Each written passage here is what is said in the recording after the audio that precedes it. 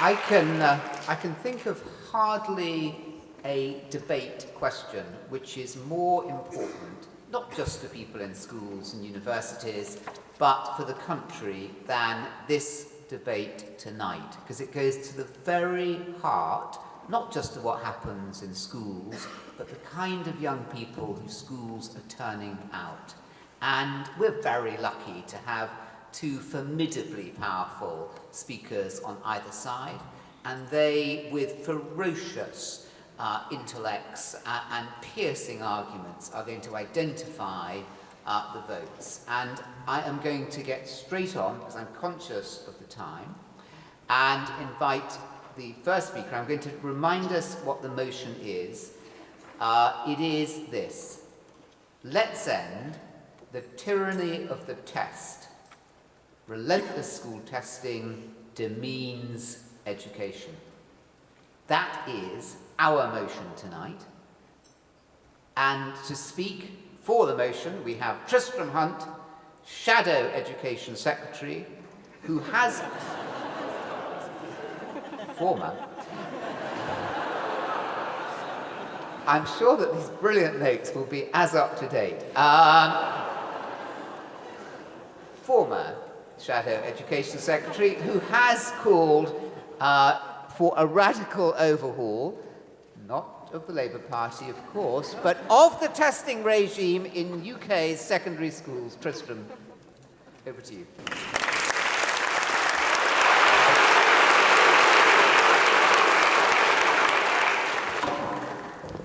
Anthony, thank you.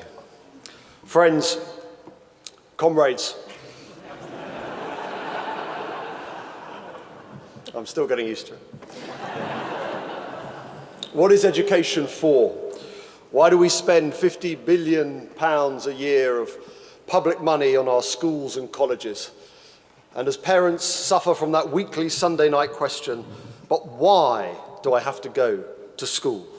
Not a fear at Walthamstow Academy. The word education, we know, is derived from ducere, to lead, educare, to mould or shape, educare, to bring out. But education is much more than the individual acquisition of knowledge and skills. Our schools instill a sense of history and shared fate, encourage cultural literacy and reflection, the maintenance of community, nation, and place. As John Dewey, the American educationalist, put it, education in its broadest sense is the means of the social continuity of life. And whether it be William Lovett's Chartist schools, R.H. Tawney and the Workers' Educational Association, Anthony Crossland and the Comprehensive Movement, or Andrew Adonis's sponsored academy programme, a belief in the emancipatory power of schooling, its ability to lift people out of poverty and deliver social justice, has always been core to the Labour movement. And this evening, Tony Little and I have come together to argue a simple case. We believe that the means have become a barrier to the end. The tyranny of the test has overtaken the true purpose of education, and all our children are poorer for it. In the spirit of the new politics, let me begin with some points of agreement. We all believe that effective assessment of children studying at school is vital. We think that strong accountability is essential. We think that a rigorous academic education or rigorous vocational training is a birthright of British citizens. We believe that knowledge is power, and we are not here this evening to make excuses for low expectations. But when the sole purpose of education has become the exam, when the test is the be-all and end-all of schooling, then something important has ended in our education system. When I was Labour's education spokesman, I lost count of the number of head teachers who told me that something simply had to give.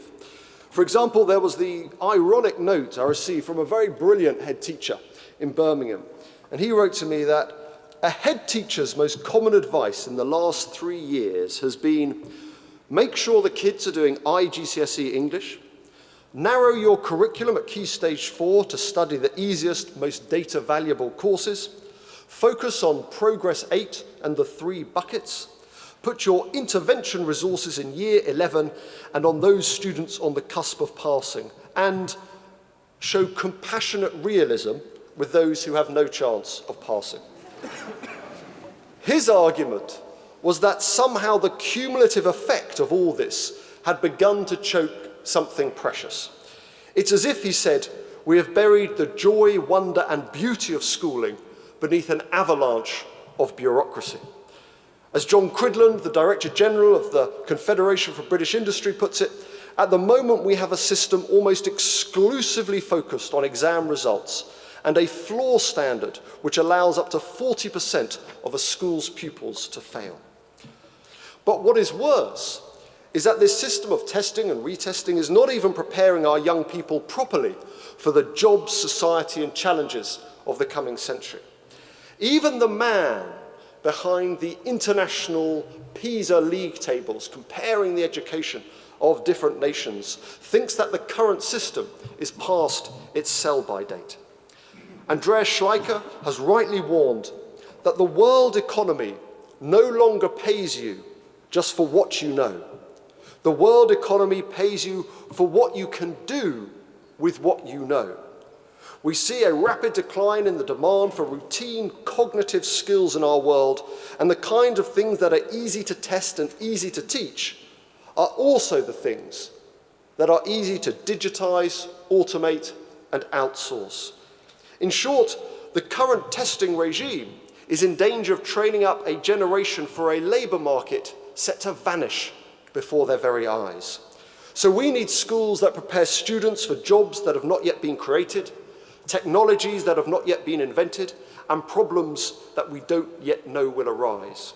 We need an education system built on academic and technical rigour that goes beyond existing boundaries, that merges the technical, the creative, the academic. It's certainly what the late Steve Jobs, the genius behind Apple computers, wanted from the education system. He wrote, "It is in Apple's DNA that technology alone is not enough. It's technology married with liberal arts, married with the humanities that yields the results that makes our hearts sing." Because what we need alongside the testing is creativity and character.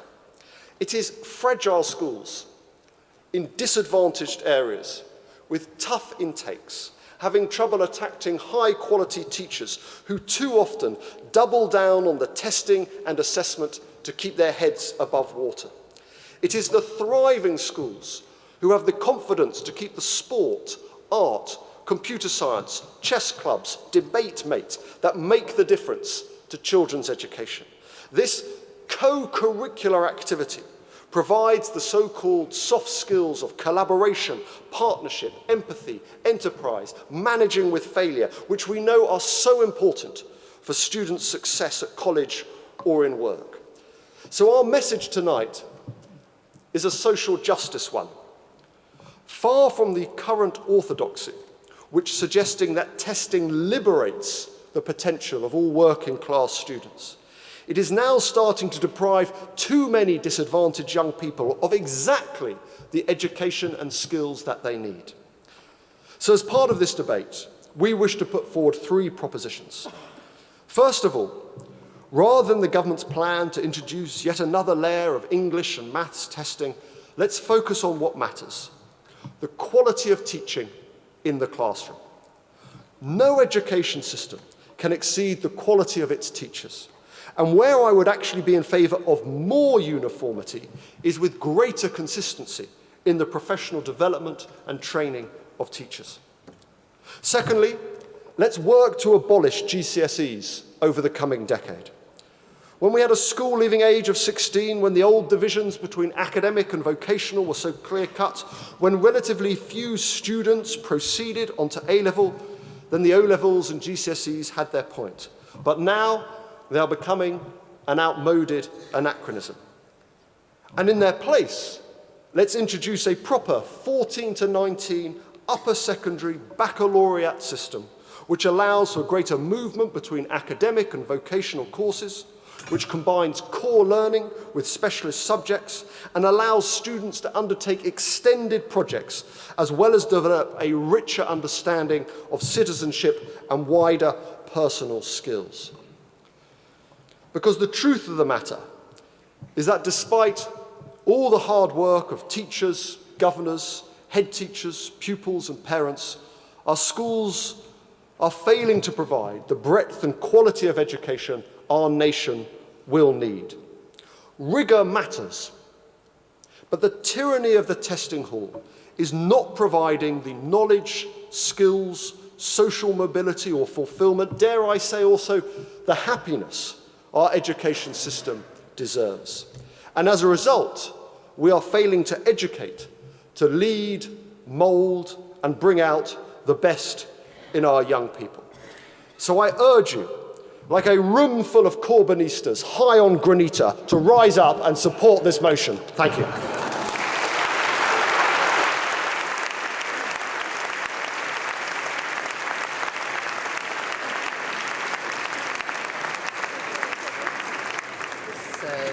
Daisy Christodoulou is now going to come up and she will speak to this bunch of Corbynistas. Daisy, who will now take to the podium, if I can just say a few words about it, head of research at the well-known charity ARC and author of 7 myths about education.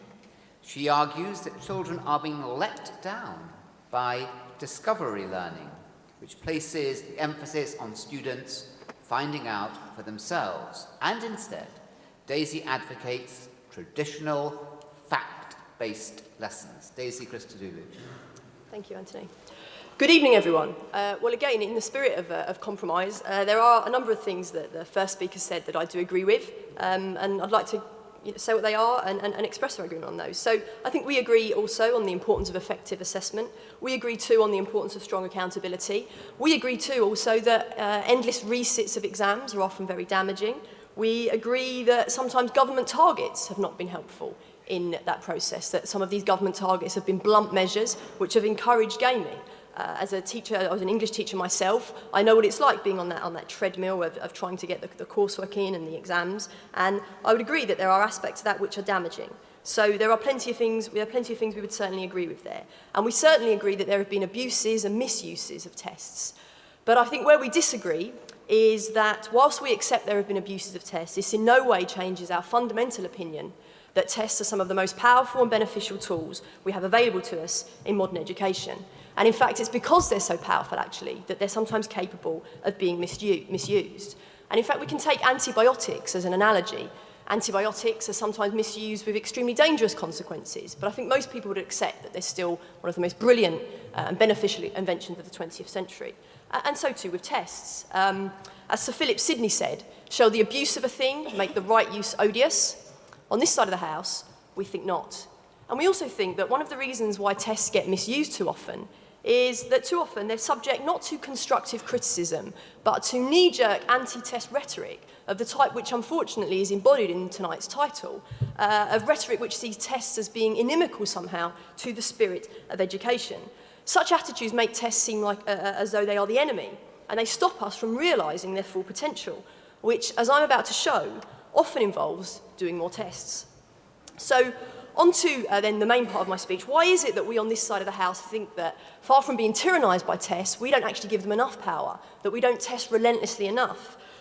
We have 4 reasons. Toby's going to go on to explain later how tests help prepare students for everyday life, and he'll also explain how they do improve education by promoting evidence-based practice and exposing pseudoscience, of which unfortunately there's quite a lot in education. I will explain how tests provide the most accurate information about how a pupil has done at the end of their time in school, and also how they provide the most accurate information about how pupils are doing during their time at school, and thus help to actually improve education. So first of all then, tests are accurate, they're reliable, they're fair, they are free from bias. Now, of course, it's easy to cherry-pick anecdotes about pupils who were great at tests but went on to be terrible at life, and vice versa. But if we look at the actual evidence, the evidence shows that tests are really good predictors of things that really matter in life. So far from it being that things that are easy to test don't matter at all, as Tristram asserted, in actual fact, the evidence shows us that tests are very good predictors of all those kind of complex problem-solving skills that we absolutely need in the 21st century. So let me give you an example. There was a fascinating study recently by 2 American researchers which tracked those pupils who scored the very highest grade in the American SATs, the standardized tests, at the age of 13. And they tracked those pupils and found out what they were doing at age of 38. And those pupils, as you might expect, had achieved some quite traditional successes in business and academia and law and what have you. But they'd also achieved success for more creative endeavours. So lots of them have won recognition for their paintings and sculptures, for their novels, their plays, their poems, for the theatrical productions that they put on. So tests really do predict complex, worthwhile and meaningful things. And in the end, that's why we actually have a society, not just our society, but societies around the world set up to rely on tests and to use that information. Universities and employers, for example. And if you get rid of tests, what you have to accept is that you won't just, university and employers won't then just say, well, we'll gather no information. They'll instead gather information from other means. So if you want to reduce the burden, the alleged burden of testing in the current system, it's incumbent upon you to suggest alternative ways that we might collect this information. And most of these alternative methods, Tristram mentioned one, the extended project, for example. You can think of others, coursework, controlled assessment, teacher assessment, interviews, for example. All of these alternative methods have huge flaws, besides which the very small flaws in tests actually pale into insignificance. And let me point out what I think is the most important of these flaws, and it's an overlooked flaw. It's that these alternative methods of assessment are biased. They are systematically biased against some of the most disadvantaged pupils in our society, and they also systematically reinforce common stereotypes. So let me give you an example, just one. I could take lots of examples here. It's a very well-attested finding. But let me take just one example of what I'm talking about, a very recent one from the English context, which is very relevant to what we're talking about today. So currently, pupils at the age of 7 in England are not tested. They are teacher assessed. Their teachers give them a mark based on their own judgment. And recently, a very interesting study was done by academics at the Institute of Education. They took pupils' teacher assessments at the age of 7, and they gave those same pupils a standardised test, and they compared the two. And what they found was very interesting. They found that low-income pupils did worse on the teacher assessment than they did on the standardised test. After controlling for everything else, low-income pupils did worse on the teacher assessment than on the standardised test. And I repeat that because I think it's a little-known finding. A lot of people seem to think that teacher assessment somehow benefits disadvantaged pupils. Actually, it doesn't. And there were other interesting findings in that same study as well. The teacher assessments often tended to reinforce common stereotypes. So, for example, boys were overmarked in mathematics. Girls were overmarked in reading. Asian boys were overmarked in mathematics on the teacher assessment. Black Caribbean girls were undermarked. So here is a very clear example of a point in the current education system where everybody would be better served by increasing testing, not reducing it. We'd be better off with tests at 7 than teacher assessment. So why does this happen? Why does this bias exist? Now, I want to be completely clear about this. It's not because teachers are nasty people trying to do down the working class. Most of this bias is unconscious. And that's actually what makes it so hard to tackle. And whilst I've talked about teacher assessment, I wouldn't want you to get the impression that this bias is somehow particular to teachers. That actually what we find is that to the extent that teachers are biased, it's not because they're teachers, it's because they're human. And the author of the research that I've just outlined was at pains to stress this. She said that humans use stereotypes as the cognitive shortcut. We're all prone to this. So what that means is that other methods of assessment that rely on this kind of human judgment, such as interviews, for example, are also prone to exactly the same biases and stereotypes outlined above. And at this point, I want to offer a quick word of warning about character education. Now, we on this side of the House are absolutely in favour of character education, but I am slightly wary at the moment of some of the noise I'm hearing about perhaps grading character or assessing character and using character education as the means of assessing pupils. And whilst I'm absolutely in favour of teaching character, the measurement of character is in its infancy. And one of the main researchers in this field, Angela Duckworth, has said that such measurements are not ready for any serious kind of high-stakes use. If we did end up grading pupils on character and using such grades for anything significant, then I will guarantee you that it will become effectively another middle-class ramp, a way for the underachieving children of middle-class professionals to game the system in their favour.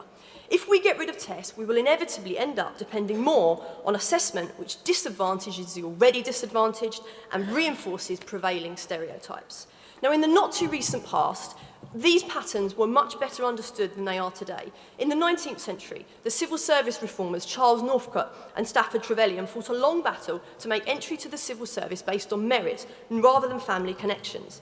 In the early 20th century, pioneering Labour educationists such as R.H. Tawney, who Tristram mentioned, and Beatrice and Sidney Webb fought for an education system based around exams. R.H. Tawney didn't just believe, as Tristram rightly said, in the emancipatory power of education. He believed in the emancipatory power of exams because he thought that only exams could ensure that underprivileged children were treated fairly.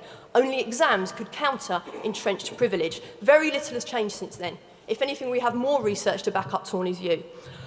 Exams are still the fairest means of assessment, and if you care about meritocracy, social mobility and fairness, then you must be in favour of them. So, very well you might say, suppose we accept exams provide us with this vital and necessary information, doesn't that at best make them a necessary evil? You might say, for example, as many people do, that weighing the pig isn't the same as feeding it. Well, if you did say that, you'd be wrong. There's actually a huge body of evidence about how taking tests actually helps learning. When we struggle to recall information from long-term memory, as we do in an exam, it actually helps to solidify that memory in our minds. So testings have a learning benefit, they have a learning effect. They also help us to overcome the natural bias we have when we sometimes overestimate what we've learned. We can use familiarity with understanding. So there's an obvious classroom implication here that not just do we need more tests at the end of education, we need more tests in the classroom to check how we're doing. That having more tests in the classroom will help students and it will help teachers as well. So to sum up, we need tests and we need more of them. We need more of them at those crucial moments when we're collecting information about how students have done. And we need them at those crucial moments in the classroom when students are trying hard to master new knowledge. We need relentless testing for more fairness, and we need relentless testing for better education. Thank you.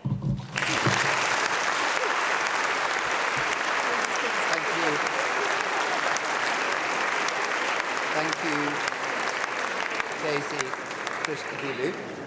And now the second speaker for the motion is that other well-known fan of the current leader of the Labour Party, Tony Little, who has been headmaster of Eton College, has been a head for 26 years at the very apex of his profession for over a generation, the most respected indeed head of the independent sector in a generation. Tony Little is going to be speaking for the motion. Tony Little.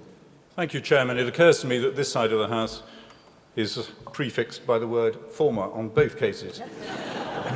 We are alive, and we are vibrant and dynamic. Ladies and gentlemen, picture, if you will, the scene. I am observing a lesson in a good local school. I'm a little distracted by the large posters on the wall listing syllabus requirements, but the lesson's ticking along pretty well. The teacher clearly has a good rapport with her pupils. We're reading a poem, and we reach the line, "And the heart sings for freedom," at which point a pupil puts up her hand and asks for clarification about the assessment objectives for the poem. It was a class of 13-year-olds. I'd like you just to hold that image and hold those words in mind. I shall come back to the singing heart a little later. In close on 40 years of teaching, I have come clearly to see that one of the most baleful influences on our school children is when teachers and schools believe their own myth. They think they're really pretty good or rather special without robust independent evidence to verify it. As the head of a turnaround school in Slough memorably told me as he was battling to get things better, assumption is the mother of all cock-ups. Schools need rigor and accountability. I am a fan of inspection, of assessments of various kinds, of the publication of data. These things matter. Indeed, I saw at first hand the beneficial effect of league tables. Former pupils of the school of which I was then head wrote to me in great anger, demanding to know why their school in this first league table wasn't nationally in the top 3, as it had been in their day. Chance would be a fine thing. 250th was the highest the school had ever achieved. Puffed-up parochialism cannot withstand the glare of scrutiny, and that is a good thing. Recently, I have been head of a school which year on year produces pretty good exam results, and I have seen it as a personal responsibility of mine to ensure that my students are as well prepared as they can be. So why am I standing with Tristram Hunt on this side of the debate? Let's fast forward 20 years. There are wonderful opportunities with new technologies, new ways to think about thinking, new ways to learn, new ways to access and disseminate knowledge. In 20 years' time, teenagers, school children generally, may see teachers, as we understand them, as irrelevant. There are certainly those who say and believe that schools as we know them will be redundant. Well, maybe. I suspect not.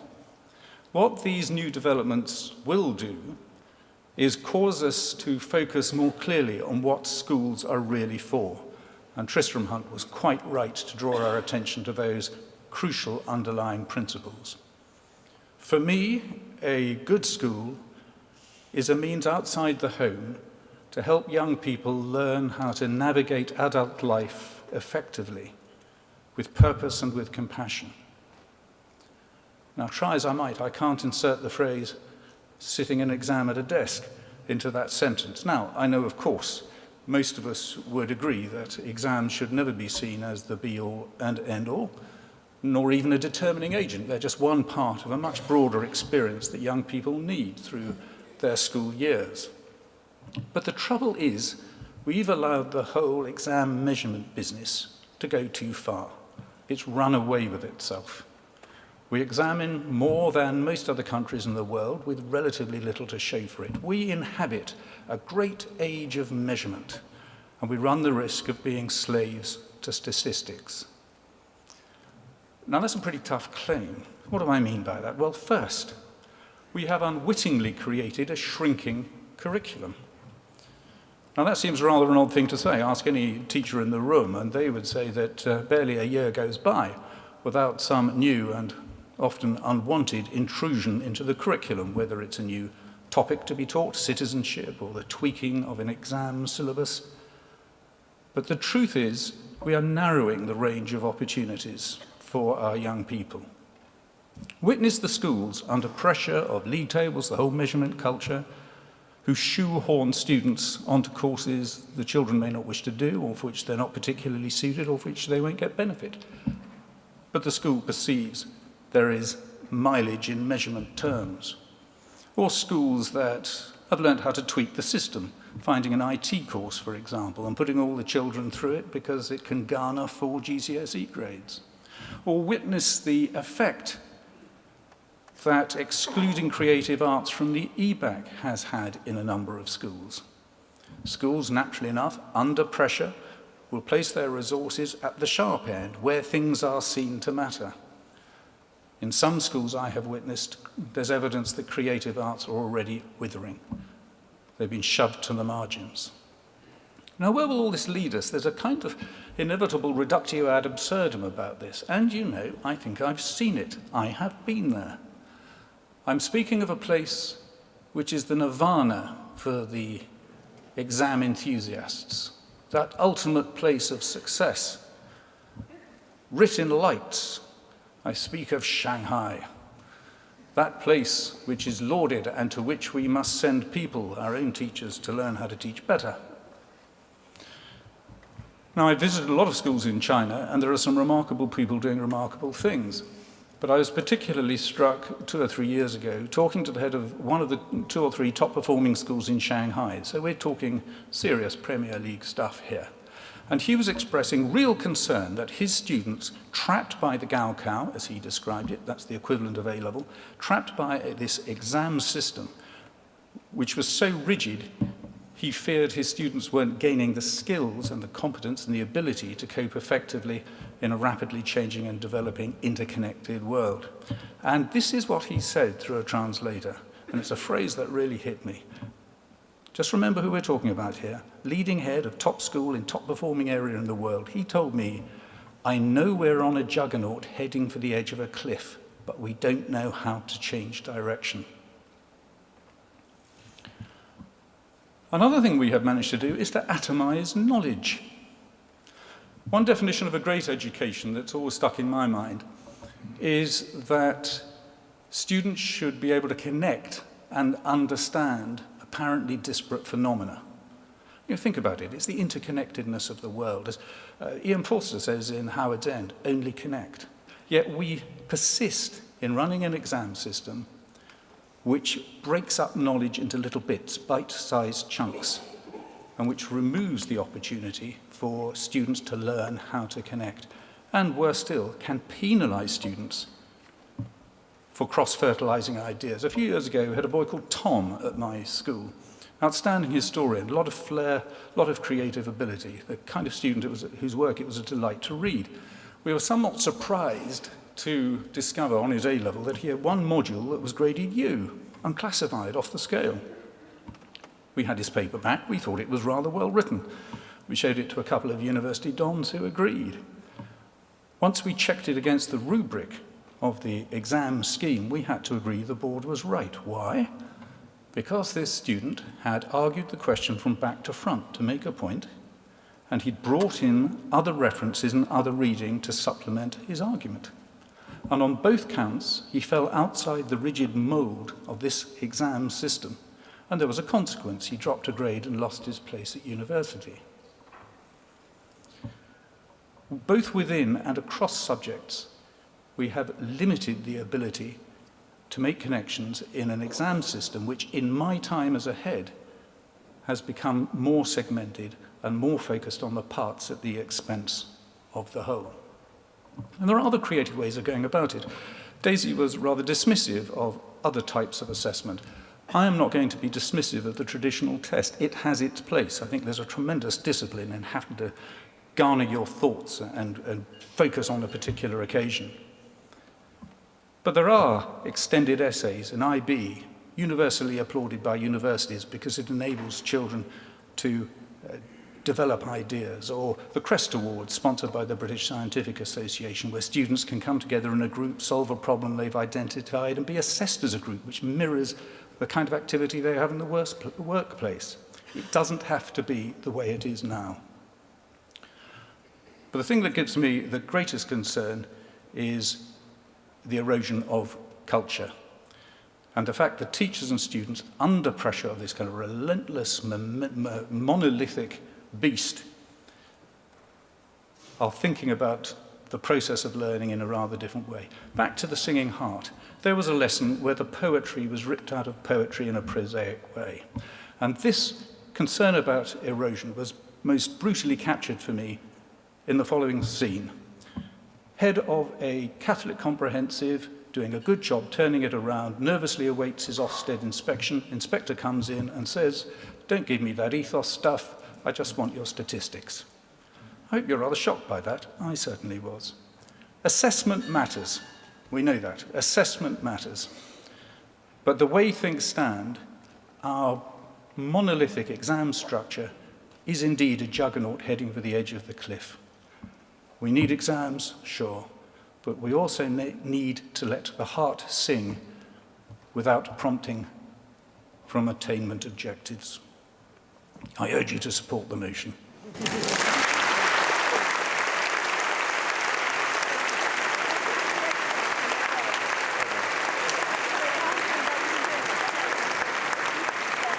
And Tony Little was also the author of An Intelligent Person's Guide to Education.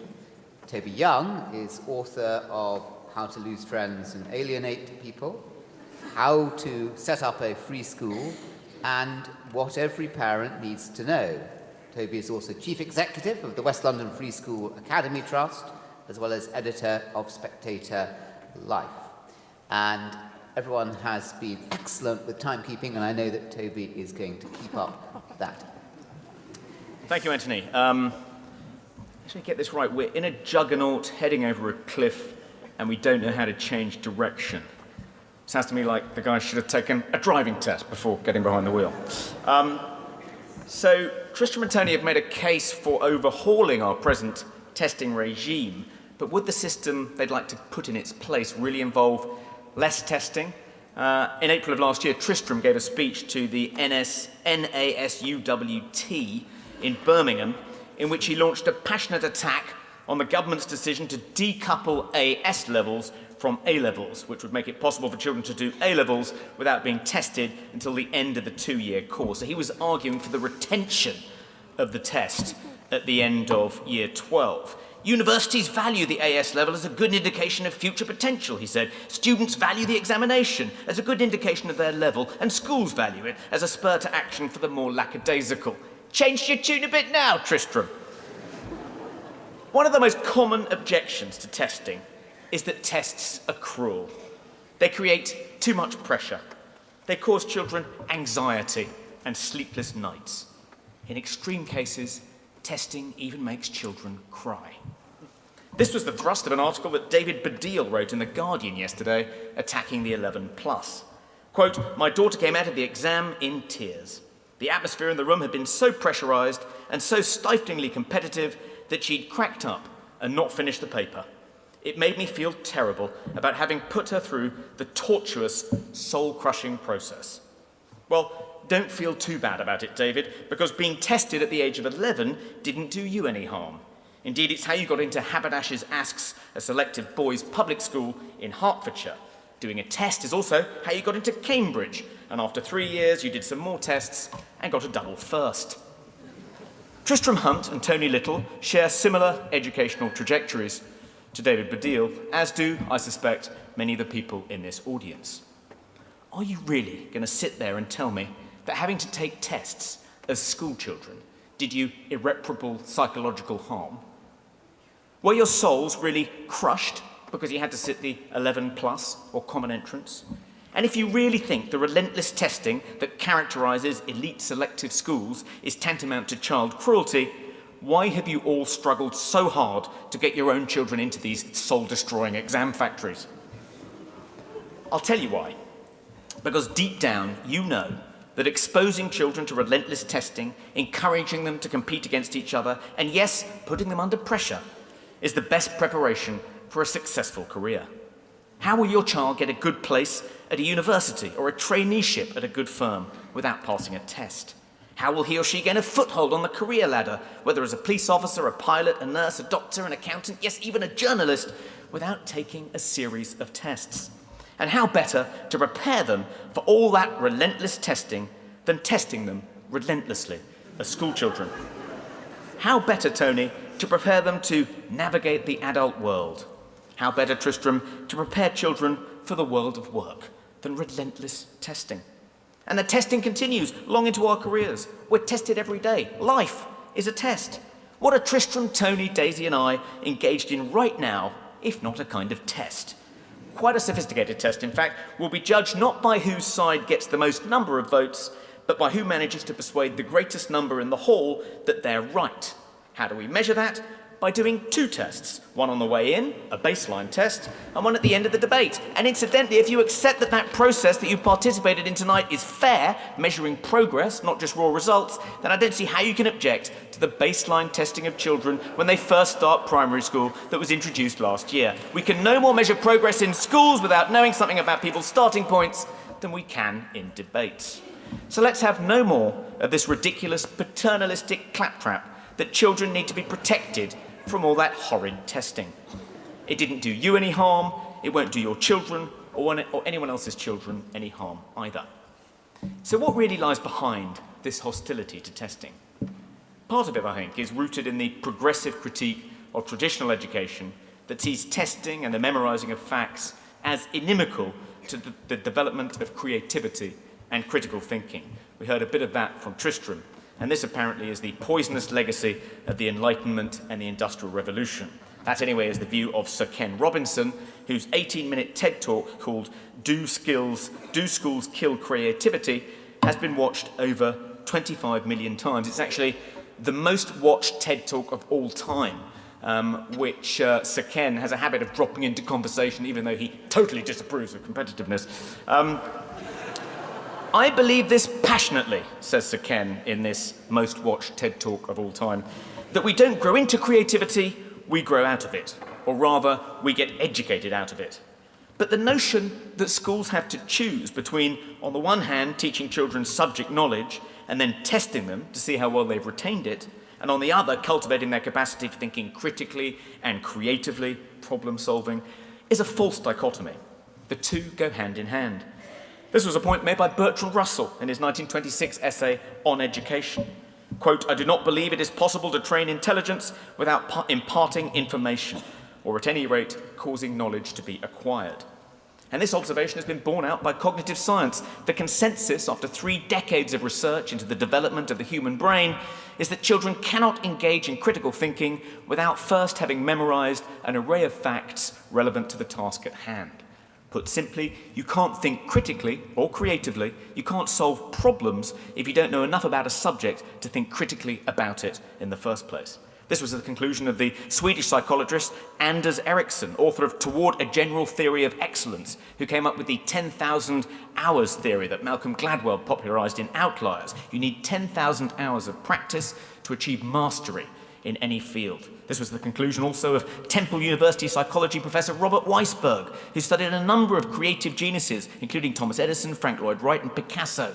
Quote, "You have to immerse yourself in a discipline before you can create in that discipline."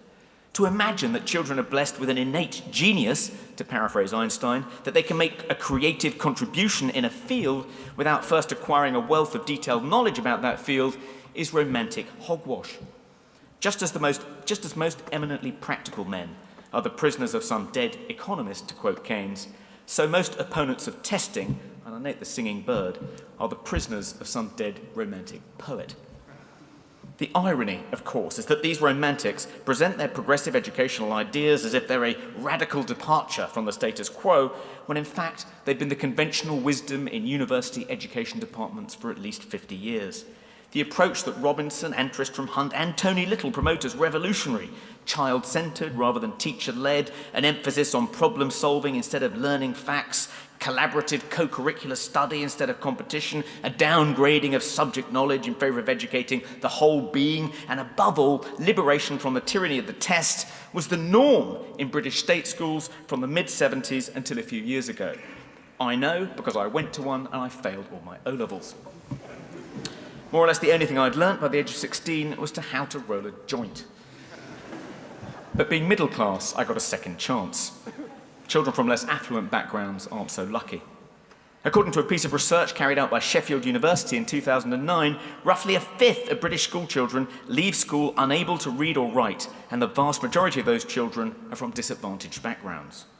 You may wince at the thought of primary school children having to take a baseline test in reception, a phonics reading check in year 1, Key Stage 1 SATs in year 2, Key Stage 2 SATs in year 6, but that regime of, yes, relentless testing is the best way to ensure that all children leave primary school able to read and write, including the most disadvantaged. Another objection to testing is that the results are used by central government to hold schools to account, and as a result, getting good test results is prioritised above everything else. But is holding schools to account really such a bad thing? We don't have to conduct a randomised control trial to see how our public education system in England would fare without all this relentless testing.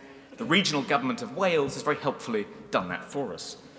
League tables in Wales were abolished in 2001. Children take almost no tests before the age of 16, and not a single academy or free school has been set up. Parental choice in Wales is limited to deciding whether to send a child to a school where lessons are taught in English or Welsh. Hardly surprising then that 26%, this is according to the 2011 census, 26% of the Welsh population over 16 have no recognised qualifications whatsoever. It's not just conservative bogeymen like Michael Gove who draw attention to the link between the progressive approach to education and entrenched disadvantage. This was a point made by the Marxist social theorist Antonio Gramsci in his Prison Notebooks. The natural method of teaching advocated by progressives, he wrote, didn't merely perpetuate social differences, but crystallise them in Chinese complexities.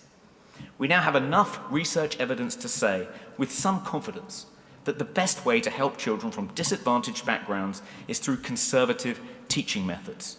Not co-curricular learning, but a subject-based, knowledge-rich curriculum. Whole class instruction instead of child-centred learning. traditional teaching methods, what progressives dismiss as drill and kill, but which countless longitudinal studies have established as the most effective way of imparting knowledge. An atmosphere of healthy competition and, above all, frequent testing. A 2011 report by the Sutton Trust disclosed that the gap in academic attainment between rich children and poor children was higher in Britain than in any other developed country in the world apart from America. As Gramsci pointed out, you're not going to dismantle this educational apartheid by confining traditional teaching methods to those children whose parents can afford private education or who are clever enough to get into grammar schools, and condemning the rest to play-based learning and co-curricular group work, and sparing them all that nasty anxiety that's associated with competitive testing. Relentless testing doesn't demean education, it's the only way to ensure that children from all backgrounds and of all abilities leave school with a storehouse of essential knowledge and the schools to use it. That, Tristram, is the most effective, tried and tested way of lifting children from disadvantaged backgrounds out of poverty. So there you have the difference between the two sides in this debate. On our side, enlightenment, modernity, and social mobility. On their side, paternalism, romanticism, and social differences crystallized in Chinese complexities. Thank you.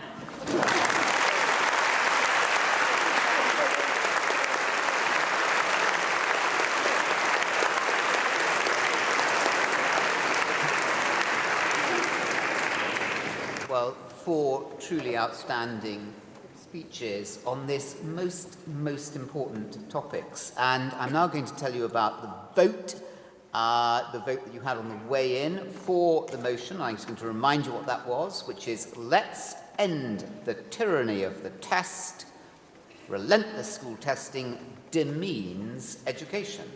And agreeing with that, for that, was 45%, against 25%, don't know 30%, and you get the chance to vote again. So we're just going to have just a few questions now between us, and then we're going to open up the questions to the floor, and please do have questions ready. I'll take them in batches, and when we come to questions, if they could be questions rather than statements simply because of the time. So to you public school educated guys on the right, isn't this just a little bit patronising to working class children when clearly, as we've had demonstrated by Toby and Daisy, the kind of world that you envisage is not great for working class children? It was a brilliant piece of rhetoric by Toby, and I enjoyed listening to an utterly fictional representation of what we said. There's nothing in what we said that suggests that children should be protected from horrible testing. Testing has its place. Our argument is not against testing. Traditional tests have their place in a multitude of other types of assessment, all of which can add value to children. Our argument is against the tyranny of the test and the culture it has created, which can be and is corrosive. What makes the difference in terms of inequality and disadvantage is making sure you tackle inequality and disadvantage in the early years, making sure you have strong families, well-funded Sure Start centres, support for young people trying to read, support for parents trying to love their children, dealing with early childhood trauma, making sure young people get the best start in life. Everything that, frankly, we've seen dismantled in the last few years. If you're concerned about social justice, Toby, the question is not whether we have 10 or 15 GCSEs at 16. It's how we make sure those born into poverty and disadvantage have the support in the earliest years, because we know that the inequality that you see at GCSEs at 16 is there by the age of 7. So if you're really concerned about these issues, you deal with it in the early years. And Tristram, had you been the Education Secretary, as you would have been had Ed Miliband won, and that must be quite painful to see what's happening now and think that could have been me in charge of it all, and there could have been somebody else sitting there now. Nicky Morgan could have been sitting there rather than you. What would have been the first thing you'd have done to enact your own prescription for schools and education? First thing.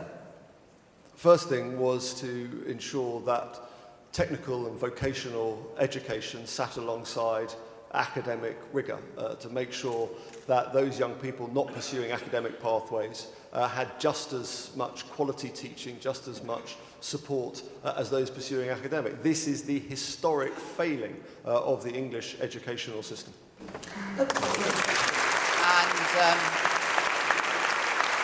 And Daisy and Toby, quite a fair point, isn't it, that's being made over here, that, you know, they're not against tests and exams, but they are against them to the exclusion of everything else. Yeah, can I take Tristram's point he made just now about tackling inequality and disadvantage in the early years? I mean, I couldn't agree more with that, and Tristram is absolutely right. All the evidence shows that if pupils fall behind early, that's so crucial and has a huge effect on their life chances. But what I'd like to say is more tests can help us with that, and that was exactly the point I made in my speech, that currently the teacher assessments we have at 7, we have good evidence to show that they're not providing a really good idea of where pupils are, and that they're discriminating against working class pupils. And so there's good evidence there that the authors of this study were saying that discrimination can affect how those pupils are treated, it can affect the sets they're placed into, the kind of activities and opportunities they get, and pupils are not tested actually until age 11.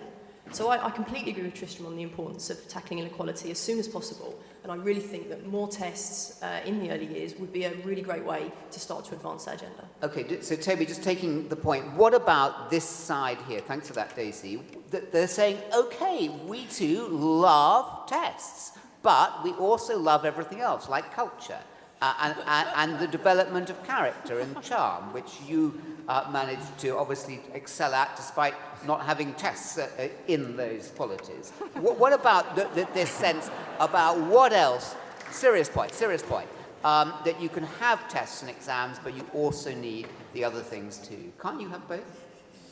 I think, of course, you can have both, and we'll probably end up agreeing about far too much. No, don't. No one's going to defend tyranny. Perhaps Tristram's new leader, but no one apart from that. I think on the point about tackling inequality and disadvantage at an early age, I mean, I don't merely agree with Tristram on that point. I think I'd go further. I would like to see English school children start their formal education at the age of 2, as many school children do in France when they attend école maternelle.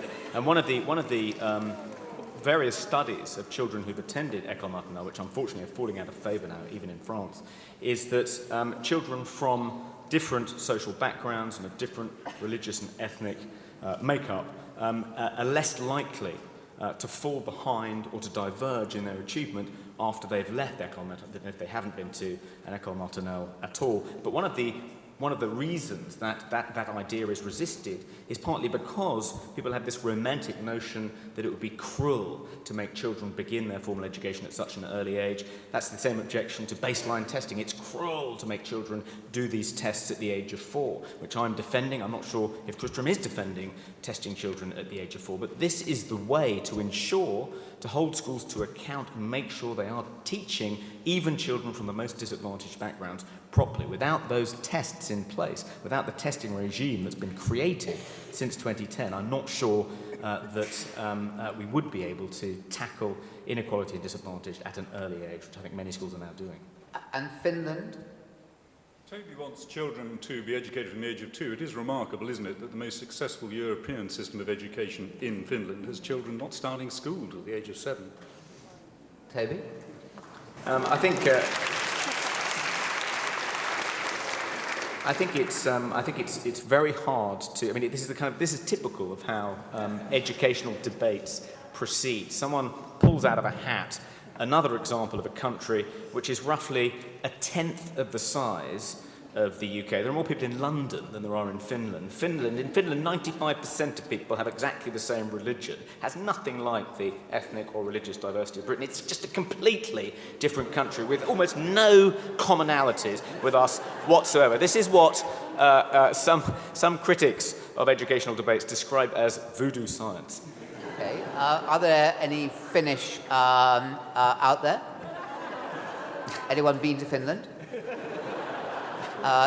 Many, I think just about everyone actually. I can't see a single person who hasn't been to Finland. But Daisy, you have a point about Finland. I do, and I'm surprised it took us that long to mention Finland.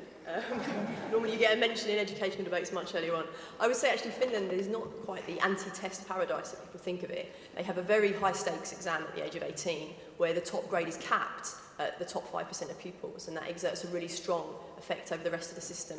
And what they also do, which I think is a brilliant idea and which we should do more of, is they collect sample standardised data from tests from all year groups. And we don't do anything like that. As I've said, actually, we talk about relentless testing, but there are really, apart from the phonics check, there are no tests before pupils are in year 6. Whereas in Finland, as I say, they're gathering sample data, reliable, standardised sample data in lots of year groups. That enables them to maintain consistency and maintain standards. Daisy, the story of Finland is the story of a phenomenal political decision to invest in the teacher workforce and to transform the teacher workforce and realise that the truth about education is the quality of teaching in the classroom. And to go to this point about disadvantage and social justice, and I'm glad the debate is focusing on this.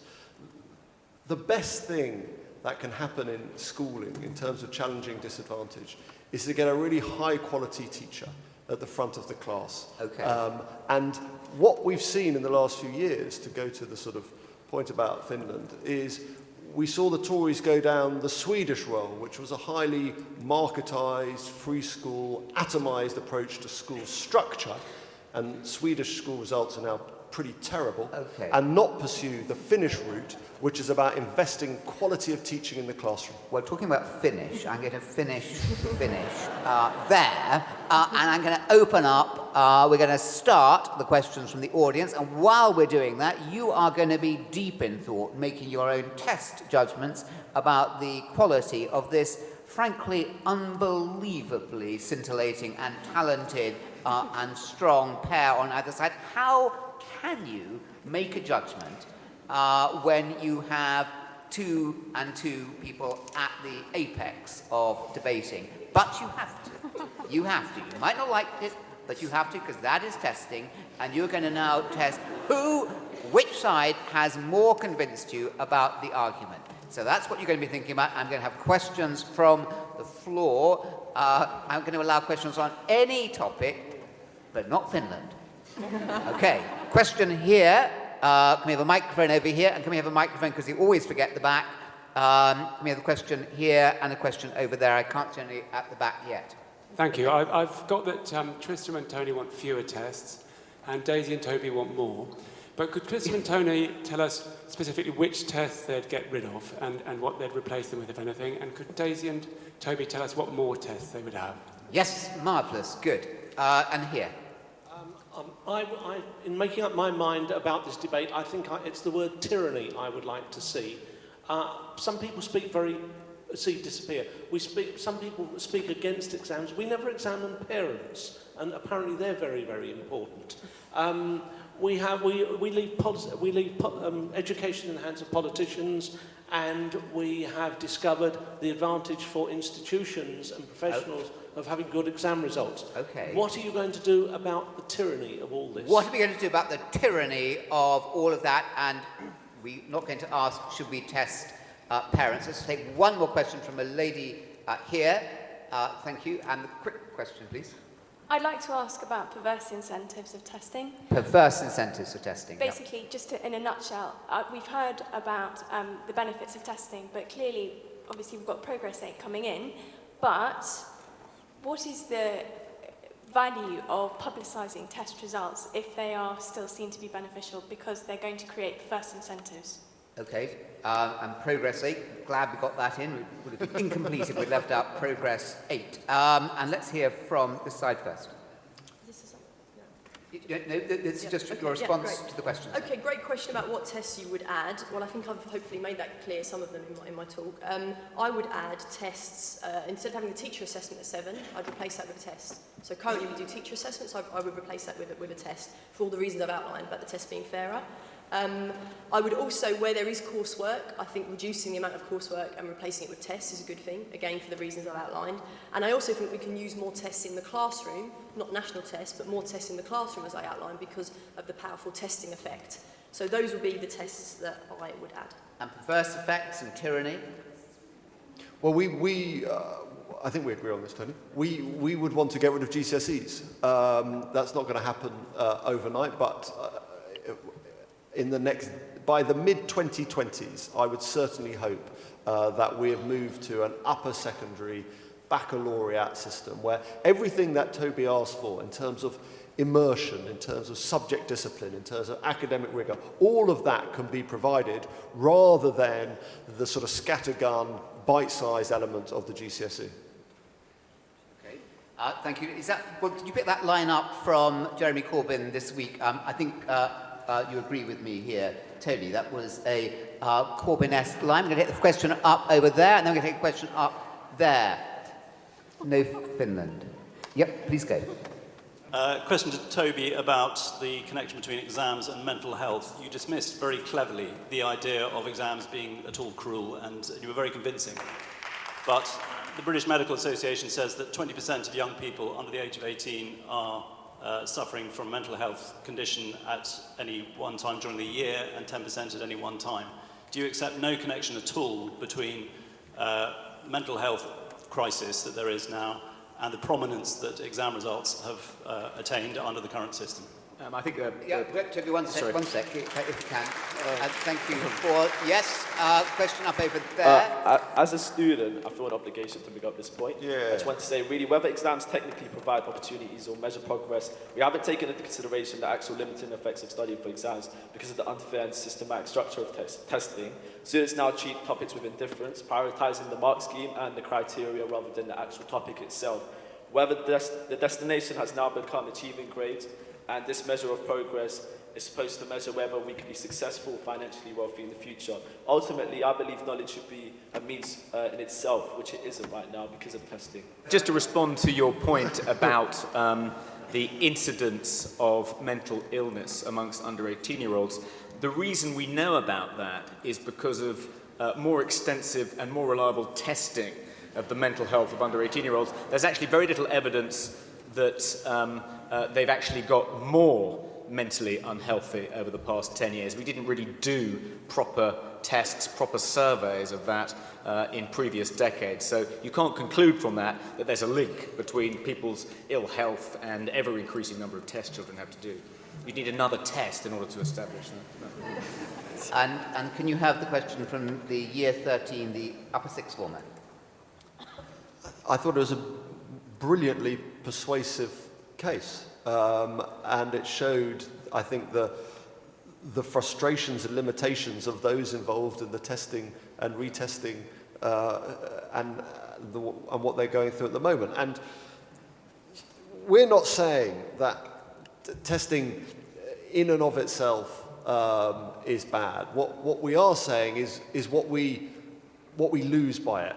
What has to give way for the endless sits and resits, for the revision sessions, and the skills that young people are going to need for the future, what they can gain from their time at school is potentially what is at risk from an education system which, sort of unique in Western Europe, is at the height of a sort of testing mania. And the fear, to go to the social justice point, is that it is the fragile schools fearful about their place, fearful about their position, who strip out those elements of an education which in the long run are going to prove equally valuable. Okay, and there's a question here from someone in green. Yep, and do off you go, and then there's a question down here. Excellent. I think we'll all agree that we're against imposing a tyrannical system on children. But I wonder how team exercises and an appreciation of poetry will help those children who are leaving school at 18 and unable still to read basic books and do basic maths to get jobs. Are you a teacher, can I just ask? No.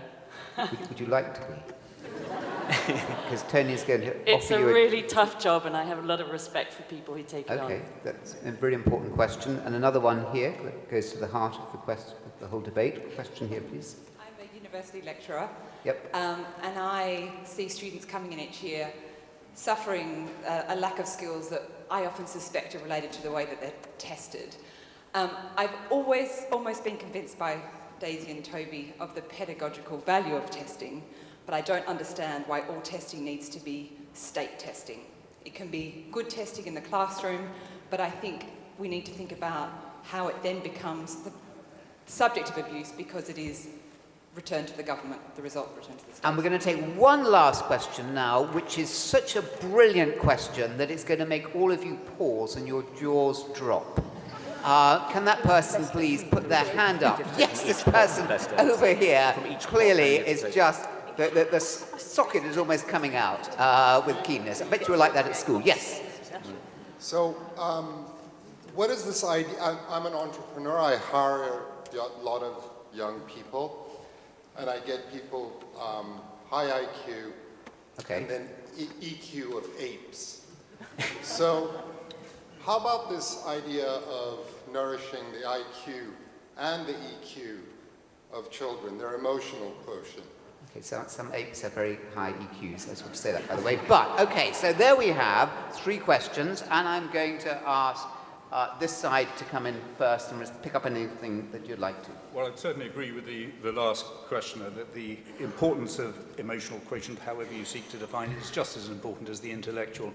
And that comes to the heart of the argument that we have been making. We're not against testing, we're not against rigor, all these things are important. We're tested throughout our lives.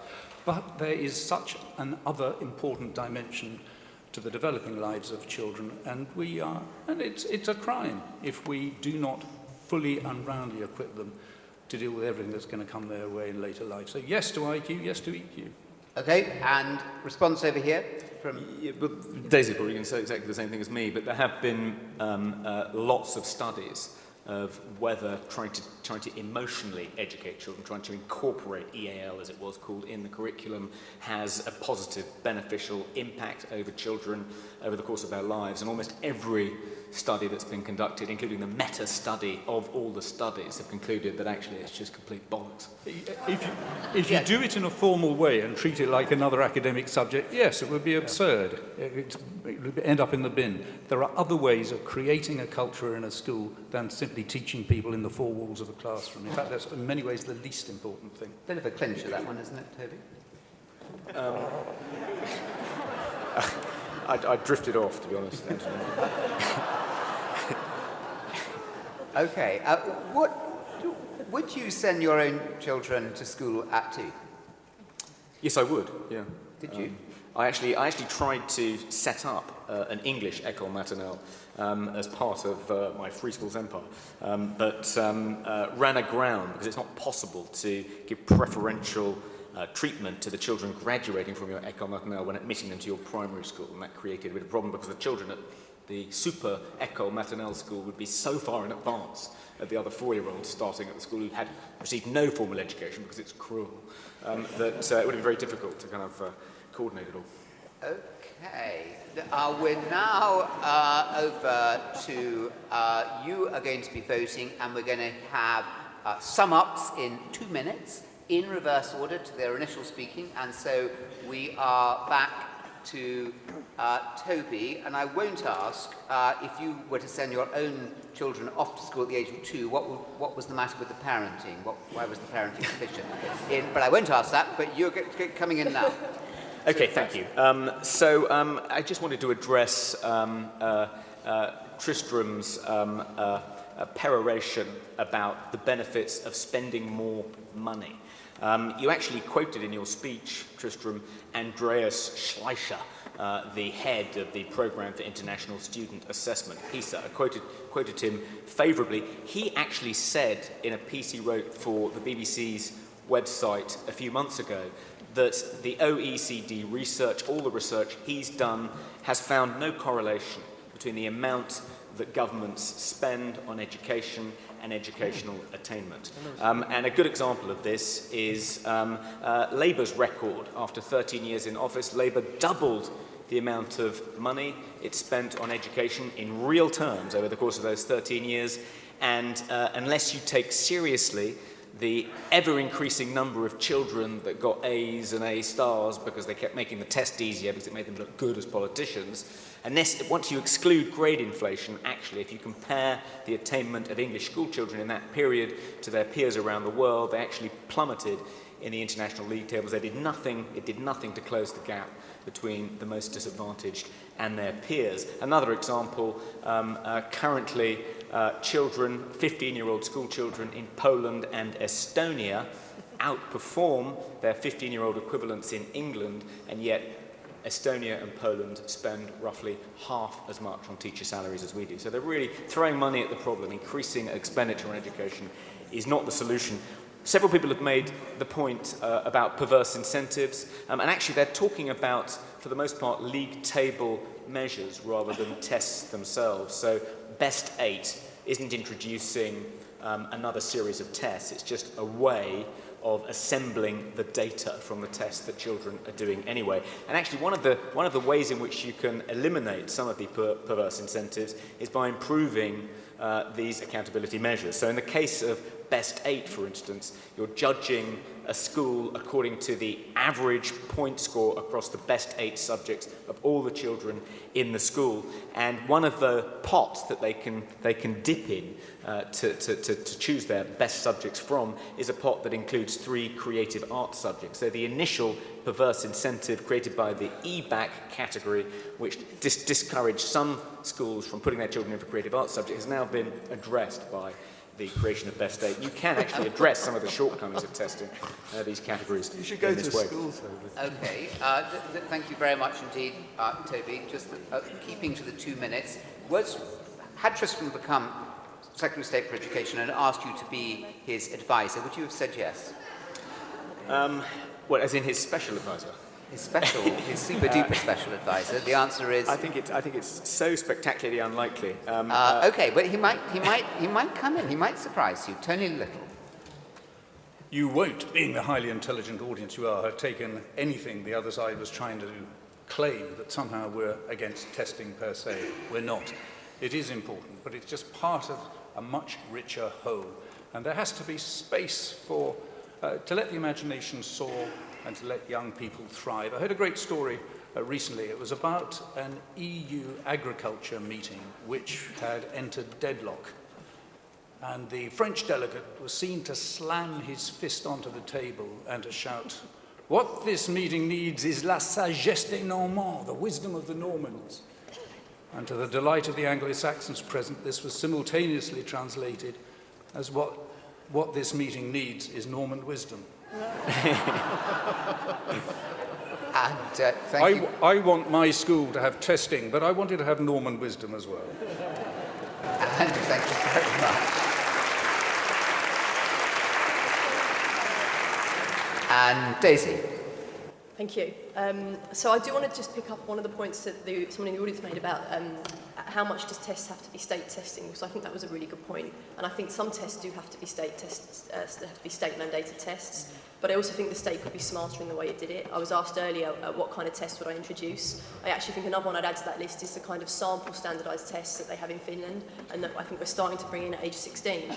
And I also think that we don't just have to have state tests. The point I was making in the second half of my speech was that tests are really valuable for education.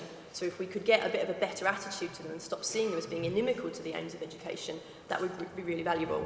And if I just quickly pick up on some of the points I think I've agreed and disagreed with through tonight, I do agree that some exams are not fit for purpose. I don't want to be in the situation of defending every aspect of the exam system. I've been in the situation as a teacher. I know how demoralising some of these things can be. But I would absolutely say that the one thing I disagree most with the opposition with tonight has been the way I think they have presented testing as being inimical to the spirit of education. And that is absolutely not the case. I agree completely with Tristram about the importance of teacher quality. Tests help teacher quality, and I know that myself as a teacher. When you look at the data you get from the test feedback, it's hugely helpful. So it's not a binary, it's not a dichotomy. Tests can help teacher quality. Tests can help tackle disadvantage and inequality. And if we keep getting these ideas that somehow tests atomise knowledge and they don't predict anything of value, and that somehow, you know, there's these other things we should be focusing on, actually tests can help us with those things. And we need that change in attitude. So as I say, we can really get the best kind of tests in the classroom. Thank you. Thank you very much, Daisy. And coming neatly round to the 8:30 termination point, Tristram. Well, friends, this is a test. This is a test for you. This is a test for us as to whether we can be brave enough to make the change to our education system which our country needs, whether we can free ourselves from the sort of tired old debates that the other side have put forward. Can we accept that a testing regime suitable for the 1950s, suitable for the era of a Fordist economy and a Fordist society, is out of date? As Tony said, we need to kill off these myths. Testing is important, testing is valuable. But what we're in favour of is a richer understanding of subject knowledge. We're in favour of a much more immersive approach to teaching. We appreciate academic and technical rigour, but the argument is that the testing is getting in the way of it. And I have to say, I'm horrified by Daisy's vision of testing, testing, and more testing. When do these poor children get to learn anything in between the tests? It seems a relentless cycle. And as to her point about the failure of teacher assessment, well, let's focus on the quality of teachers. Let's focus on the quality of the assessment rather than just relentless more testing. Because this is a question of diminishing returns. This is a question of us having hit the performance ceiling in the existing model of education. If we test and test again, we are mandating adequacy. We are not unleashing excellence. And we're not giving young people the skills that they need. Because yes, exams are important, but in working life, in academic life, in professional life, we know that those ways of living and working and loving demand much, much more. So let's not follow the government in introducing yet more standardised testings. They want more English and maths testing in the first year of secondary school. Let's focus on what matters, on early years support, on the quality of teaching, on the strength of leadership, on high-quality technical education. Because I have to tell you that as a Member of Parliament for a disadvantaged area in this country, the current system is not working. Poor children are being let down. The gap between children on free school meals and those on non-free school meals is growing. And as Teach First, the great charity, said, poor children are doing worse under this government. So it is our duty this evening to send out a message that this has to end and that the tyranny of the test is over. Thank you.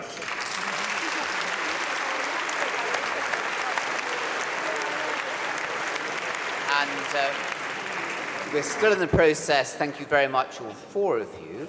And thank you also for some really excellent questions from the audience. To remind you of the result of the vote initially, it was 45% for, 25% against, and 30% don't know. And we are going to hear in just a moment what your result is tonight. What is your continuous assessment verdict on the panelists here? And then tomorrow morning at 9 a.m. at Heathrow, everybody in this entire audience, paid for by Intelligence Squared, are off, yes, to a trip to Finland to find out for yourselves what is the truth of this matter. So we're going to see you then, but we're going to have a preliminary vote now, which is going to come up to me, which is in just a moment.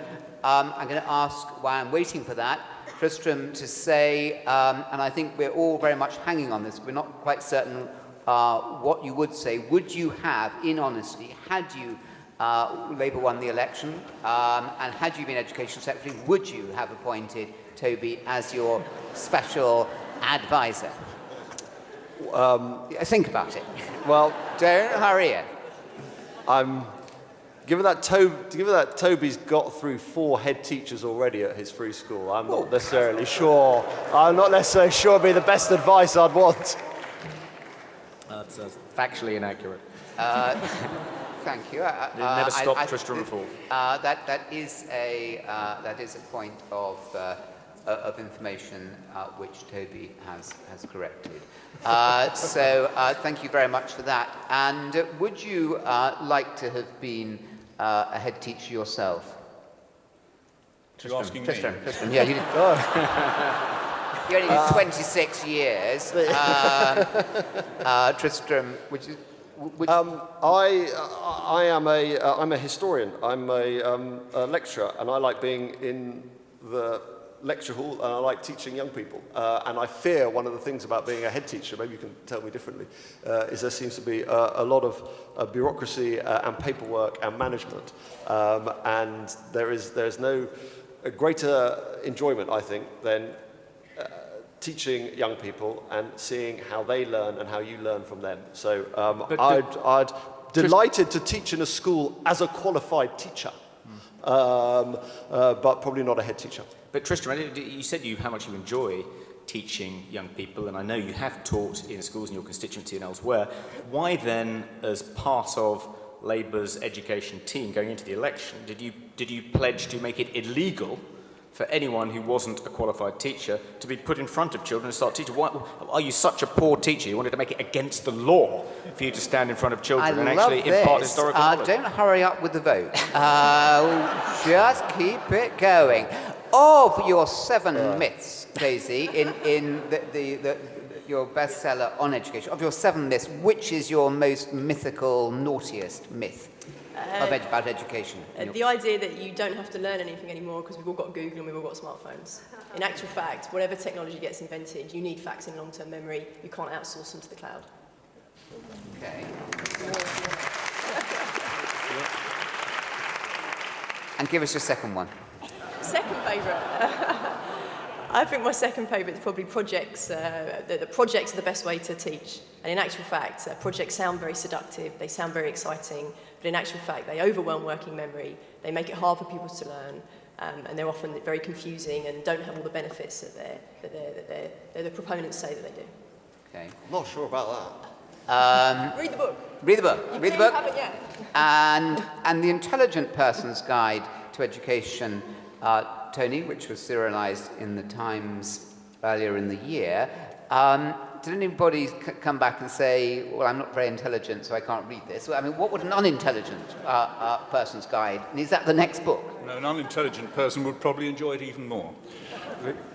Sum it up, the wisdom of, just while we are waiting for the vote, what is the distilled wisdom? It was intended to be a celebration of the relationships and the humanity, the shared humanity that makes education great. It's as simple a proposition as that. And what struck me are the number of letters I had from teachers who felt reassured but said, it ain't what's happening in their school. Okay. Well, thank you for that. And I now have the vote. And Don't Knows, which speaks, obviously, because it's a highly intelligent audience, a 0. And Against has gone up from 25 to 38. And For has gone up from 45 to 62. Now, I don't need, with such an intelligent audience, to tell you that actually the swing was 2% in favour of For. But can we congratulate both the For and the Against on a really fantastic and important debate?